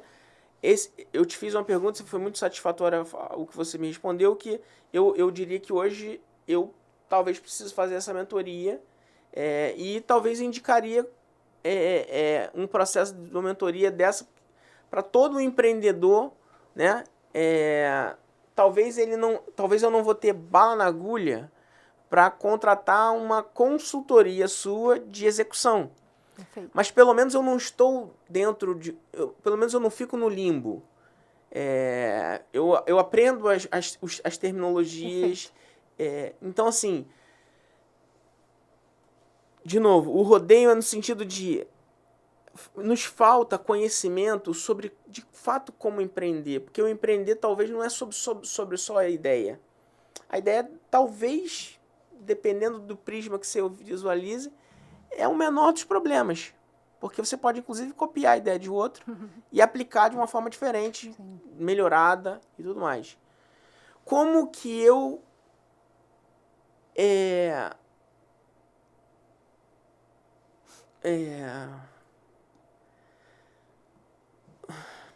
Eu falei pra caramba e me perdi na pergunta. Bruno, eu tô bugando a cabeça dele. Ele tá ali me ouvindo, ele deve estar, caraca, eu preciso fazer isso. Pô, eu tô fazendo... Não, mas é porque eu me enrolo muito pra fazer. A pergunta tava aqui, era só fazer a pergunta. Mas como eu muito bom. identifico... Bom, processo de mentoria, talvez, para trazer esse nível de consciência. Mas pro pequeno empresário, para quem está começando agora, é só a mentoria mesmo? Ou ele tem alguma outra... Ou ele tem... Que tipo de ferramentas você recomendaria para o pequeno empresário, ou o pequeno empreendedor, ou o dono de uma loja... do pequeno mesmo, a gente está falando com o pequeno, porque o grande ele vai conseguir se desenvolver porque o recurso financeiro vai conseguir dar esse subsídio para ele. Às vezes, né? Ele de repente pode ter alguma dificuldade. Mas para o pequeno, que tipo de ferramentas que se ele não puder contratar ou RH ou uma mentoria, que tipo de ferramentas, um passo a passo, tipo quase que um beabá, para que ele possa alçar que a empresa dele possa seguir passos produtivos num processo de contratação, num processo de desenvolvimento de cultura. Ele não vai conseguir desenvolver a cultura, ele não vai conseguir desenvolver o planejamento estratégico sem um profissional do lado dele, mas para que ele possa se aproximar, para um dia ele conseguir, para que esses processos sejam palpáveis, sejam possíveis. O primeiro passo é ele se conscientizar que ele precisa. Esse é o maior desafio. Porque, veja bem, um cara que ele desperta para isso, ele normalmente já teve algum resultado. E é muito complicado pessoas que têm resultado, elas autoanalisarem e entenderem que elas precisam de mais, que elas não vão chegar a um outro nível se ela continuar fazendo o que ela faz. E aí eu estou falando numa perspectiva prática, é o que eu vivo no dia a dia. E a primeira pergunta que eu faço para o empresário que me procura é: você quer? O quanto que você quer? Sabe? Porque às vezes o cara não quer. E eu estou falando isso, Bruno, porque eu estou há 2 anos empreendendo e eu já tive que, num primeiro passo, elevar o nível de consciência dele desse querer. E aí eu comecei a entender que isso não é um papel meu. Preciso setar ali o meu cliente ideal, porque senão é o meu business, eu vivo disso. Então, eu não posso fazer esse trabalho, porque eu vou estar me enganando a pessoa. E chegar no final, a pessoa vai dizer que não aprendeu nada, que não funcionou por ela. Mas não foi por causa do trabalho, foi por conta do posicionamento do profissional.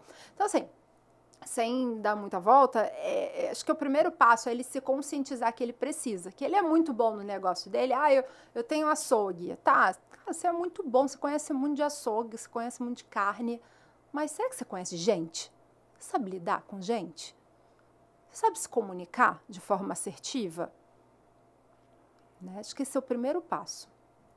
O segundo ponto é que existe hoje, você falou isso no início, né? A gente vive tem muito conteúdo na internet. Tem muita coisa. Se você jogar lá, aí você entende.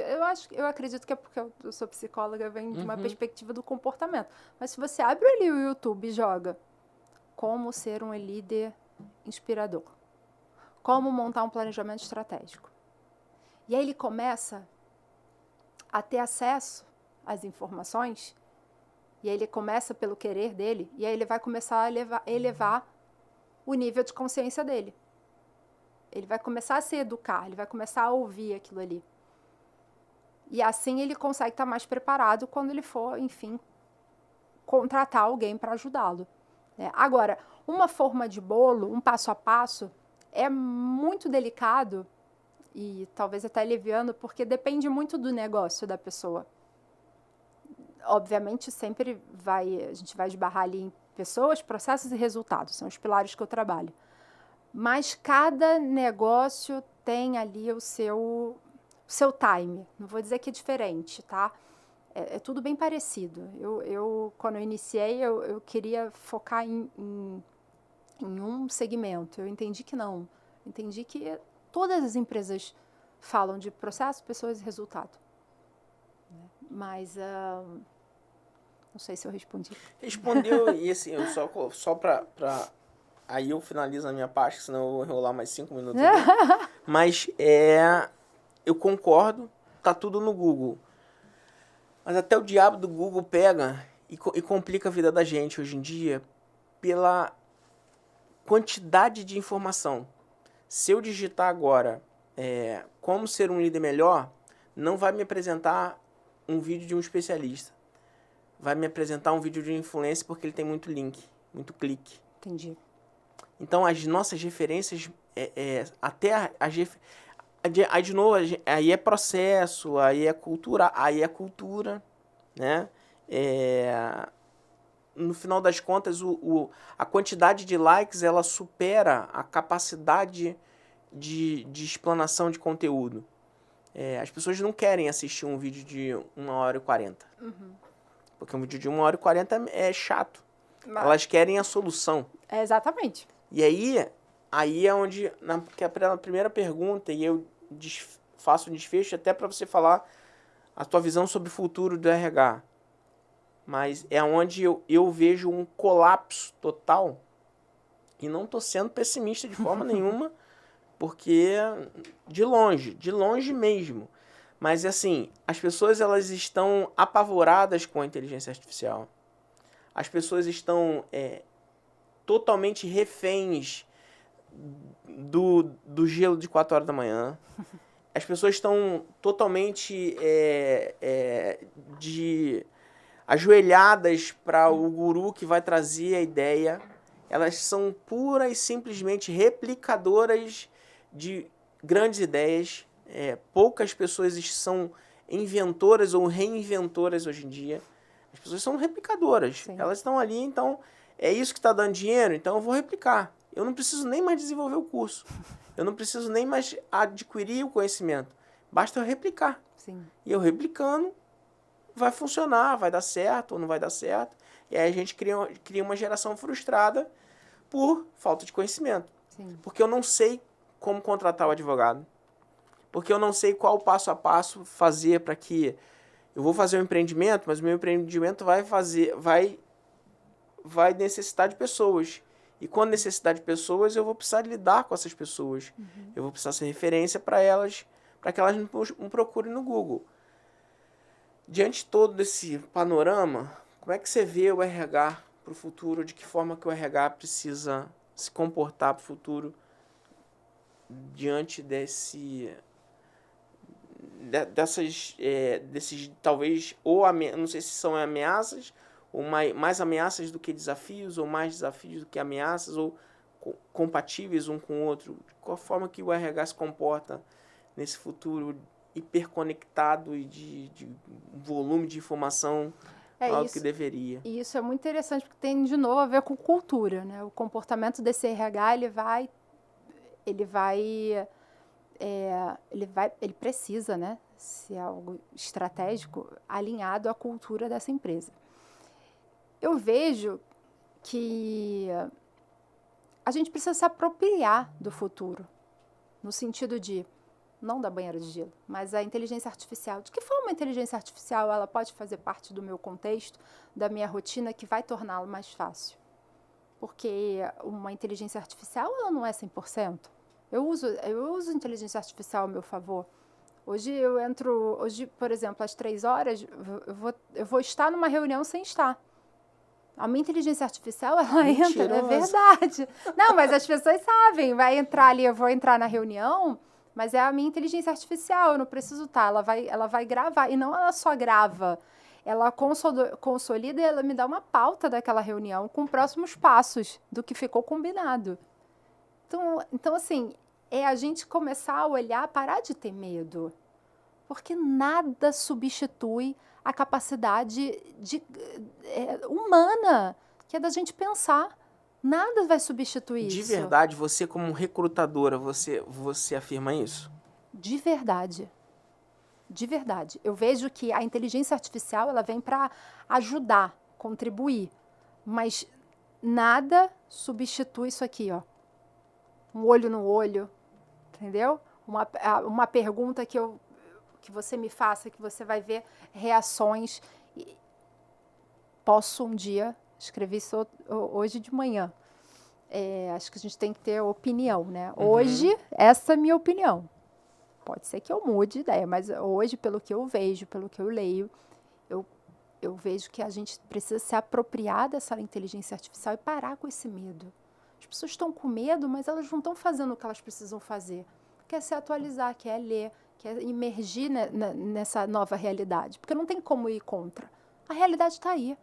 Não dá mais para a Kaline dizer essa, não, inteligência artificial vai me atrapalhar, eu tô com medo. Não, como é que a inteligência artificial pode nos ajudar? Né?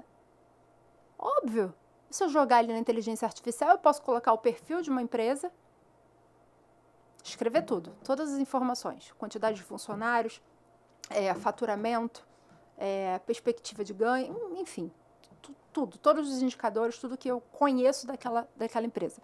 Por favor, inteligência artificial, desenvolva um planejamento estratégico para a minha empresa. Ela vai te dar.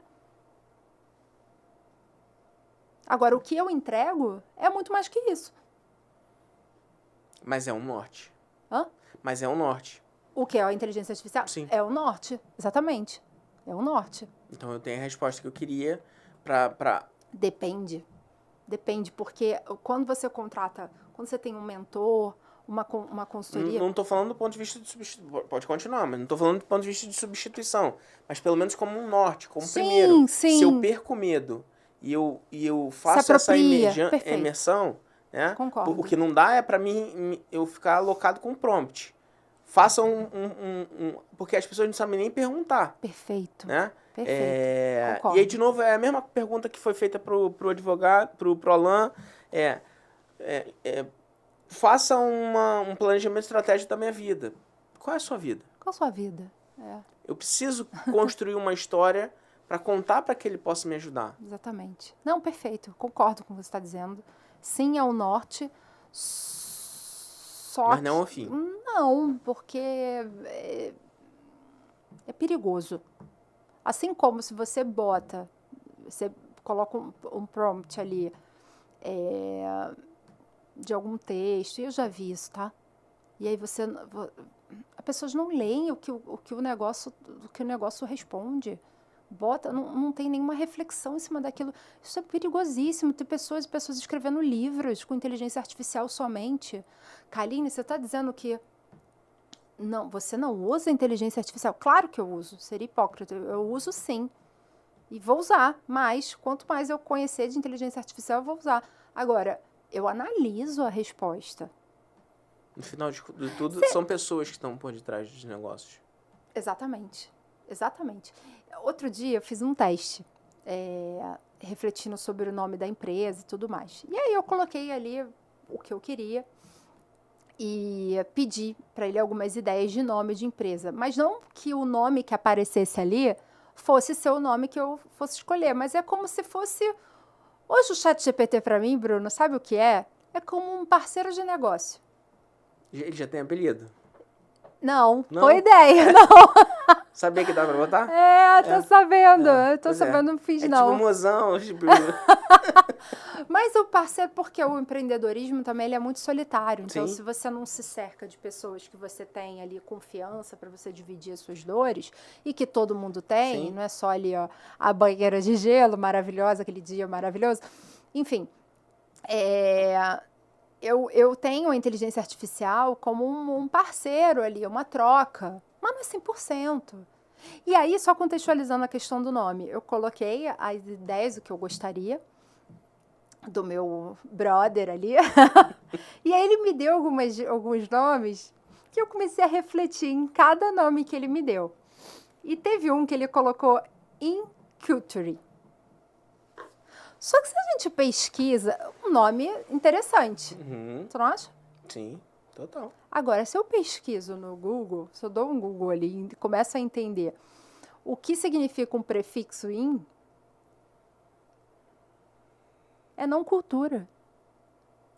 Entende? Então, assim, eu usei inteligência artificial para me despertar possibilidades, para fazer tipo um brainstorm ali com a inteligência artificial. E ao passo que ele me dá, pô, eu preciso analisar aquilo ali. Inculture, maravilhoso o nome, não é? Eu achei muito bom. Falei assim, pô, será que é esse o nome? Achei legal. Aí eu fui pesquisar, né? Que é um protocolo que eu uso. Eu uso a inteligência artificial dessa forma. Eu analiso as coisas ali, o que ele me traz. E aí a não cultura. Como que eu vou botar o nome de uma empresa não cultura, sendo que cultura para mim é o pilar? O que você vende é o pilar. Entende? Então, é muito perigoso. É muito perigoso. E, enfim. Então, a minha opinião é que a gente só precisa se apropriar melhor da inteligência artificial a nosso favor. Parar com esse medo, sabe? E parar de lutar com que é uma realidade. Não tem mais para onde fugir. Bom, 1h50. Uau! Já faço o convite para você para participar do meu programa lá na casa do Franquias. Uau! Onde a gente vai fazer eu queria trazer esse ponto, mas aí pode ficar tranquila que eu vou estruturar e não vou ficar rodeando lá, até porque lá eu vou ser dirigido. Da gente pegar e trazer a ideia ali no programa é que, por exemplo, vou citar de novo o Maurício, porque de repente eu até levo você junto com o Maurício. Que a ideia é, tá eu, tá você, mas tá o Maurício. E eu fazia as minhas perguntas idiotas, o Maurício colocar a visão de experiência e você trazer a técnica pro negócio. Então a ideia ali é justamente misturar habilidades para que a gente possa trazer um ponto de vista que para as pessoas que vão estar assistindo construírem a sua própria a linha de raciocínio, a sua própria linha de pensamento. Obrigado demais, Kaline. Eu que agradeço, adorei. Pela sua participação. E eu vou te pedir que você me ajude a fazer uma demissão aqui.